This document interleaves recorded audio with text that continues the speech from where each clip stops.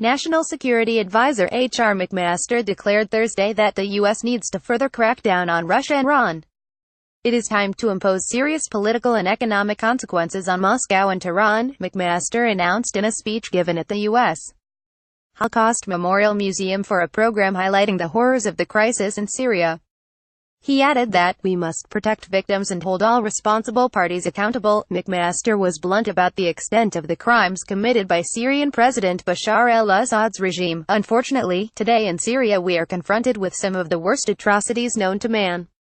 The war has now raged for 7 years. The Assad regime has killed indiscriminately, tortured, starved, raped, and used chemical weapons on its own people.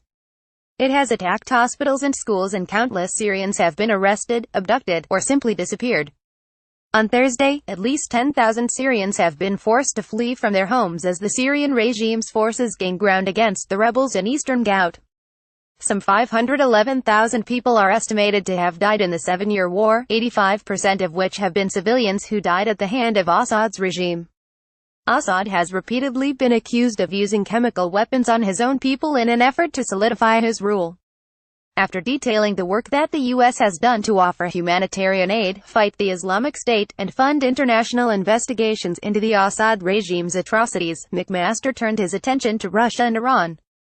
"Unfortunately, many of these life-saving efforts to resolve the conflict, to defeat ISIS, to deliver humanitarian aid, and to deter chemical weapons attacks are impeded by the Assad regime's sponsors in Tehran and in Moscow," he said.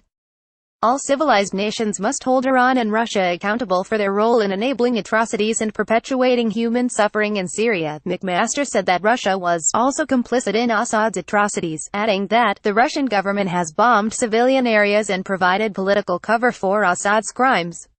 McMaster's statements come the same day that the Trump administration announced that it will slap sanctions on Russia over 2016 election meddling, and as President Donald Trump joined the leaders of France, Germany, and the United Kingdom in demanding that Russia cooperate with the investigation into the use of a Russian-made nerve agent on British soil.